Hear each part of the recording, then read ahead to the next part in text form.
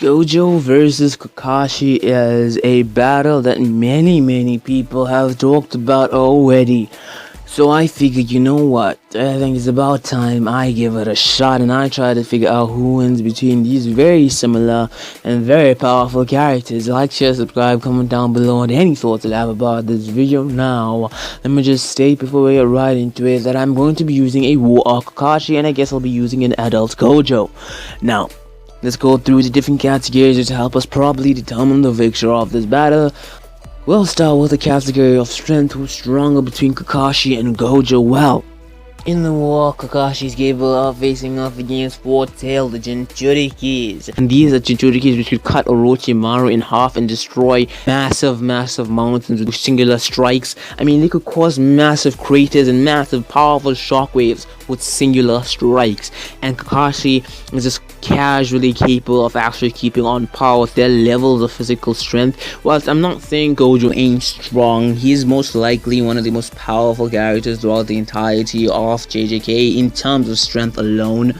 But he's just not at that same tier, man. He's not destroying mountains or anything like that. And Kakashi's levels of physical strength allow him to keep on par with those levels of physical strength. So I'm being honest, I believe it's definitely going to be Kakashi who's the victor in terms of physical strength. When obviously talking about War Arc Kakashi, in terms of speed, it's kind of the same thing also there, because there are instances in the entire War Arc where we see Kakashi being capable of not just keeping up with four-tailed Jinchurikis, but also being kind of capable of keeping up or reacting to a KCM1 Naruto who was faster than the Raikage, who is said to be relative to the speed of light, which is quite remarkable. Gojo is not as fast as Kakashi. He's not even really close to it. Kakashi is stronger and is not faster than Gojo. In terms of durability, this is a bit of a tricky aspect because Gojo has limitless, but if you are talking about the actual bodies, I'm going to have to say Kakashi is more durable based on the fact that we've only really seen Gojo get hurt once, and in that one time he got hurt, he got hurt, like he nearly died, got hurt.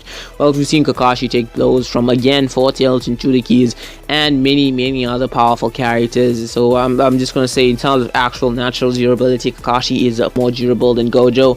And then in terms of hand-to-hand combat, you could kind of say that they are both on par with one another. Both of them are highly skilled martial artists. Now let's talk about the thing that actually matters when talking about this, and that's power, like their abilities. Okay, so Kakashi knows 1,000 jutsus, right?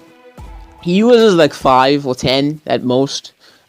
This is quite disappointing, but he knows 1,000, right? So he has large arsenal. Obviously he knows like his main one, which is the Chidori or lightning based attacks. He can use the different elements, obviously giving a massive advantage. He also knows the basic abilities or basic jutsus like the substitution and transformation and whatever.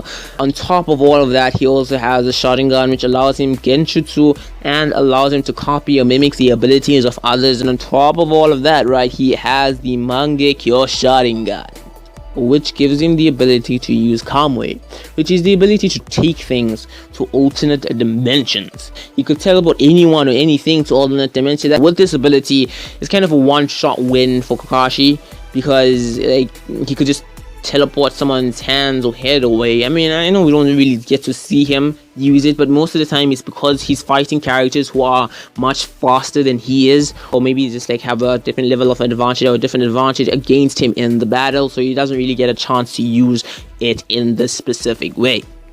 But yeah, with the Kamui, he's at a massive advantage. Unfortunately, it's the only thing that actually matters. You see, the Kamui and the Genjutsu are two of the only things Kakashi has that can actually hurt Gojo. See, Gojo has Limitless, and I don't want to really go into a deep explanation of Limitless. Basically, he can't be touched. He can't be hit. And there's nothing from the 1,000 jutsu that Kakashi has that could allow him to actually hurt Gojo. He cannot touch Gojo. The only thing he can do is use his Sharingan. And I mean, I don't think he could copy Gojo's abilities. I mean, he should, but he can't. I'm not gonna really say he can. He can only has his Genjutsu and his Kamui. On the other hand, Gojo does have the ability to teleport. He has levitating or flying abilities. He also has kind of the ability to destroy someone's limbs, which is weird and interesting. And obviously he also has red and blue and all purple, and the main abilities is domain expansion, which is his one-shot win against anyone. Because if Kakashi gets trapped in a domain expansion made by Gojo, obviously there is nothing he can do to win. He's most likely going to die there. He can't say that his Sharingan can help him. No, his Sharingan's not breaking him out of Gojo's domain expansion, just like how Gojo's domain expansion on his eyes are breaking him out of a Genjutsu, okay? Domain expansion allows Gojo the victor. So in terms of power, right, I am putting them on par. The reason why I'm putting them on par is because they both have one-shot wins. Gojo has his domain expansion and has limitless. Kakashi has Genjutsu, and on top of that, he has his Kamui. So you could just more or less put them on par, because it doesn't really matter on the power of this ability on its enemies. It actually matters on who gets it first.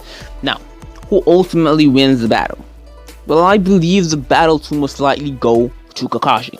See, the reason why I believe the battle to most likely go to Kakashi is because Kakashi can't physically harm Gojo because of his limitless, so his infinity. But Kakashi can use Genjutsu and he can use Kamui. With Kamui, he could just directly teleport Gojo's head or body parts away. Given that Kakashi is much faster than Gojo, he's definitely evading many of Gojo's attacks, and he actually has the capabilities of doing this, actually teleporting Gojo's limbs away, which gives him a massive advantage in the battle, possibly even allowing him victory. Now, you could say Gojo could use his domain expansion against Kakashi, and if he actually gets this, he'd most likely win the battle. But he'd actually have to remove his bandage and actually show his eyes, and the moment he does, he puts himself at a massive disadvantage, because at this point, Kakashi can use Genjutsu. So Gojo could use his domain expansion instantly, or Kakashi could use Genjutsu and get Gojo in a Genjutsu, again come into winning the battle. But Genjutsu isn't really necessary.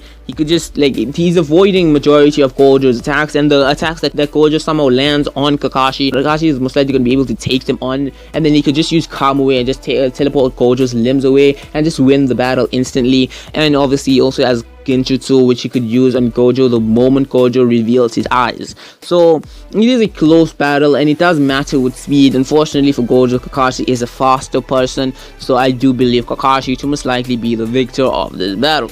So yeah, that's what I think. If you have any comments or thoughts about this, you can leave them down below. I'd love to see them. This is MC Info, another MC Clash. I'm out.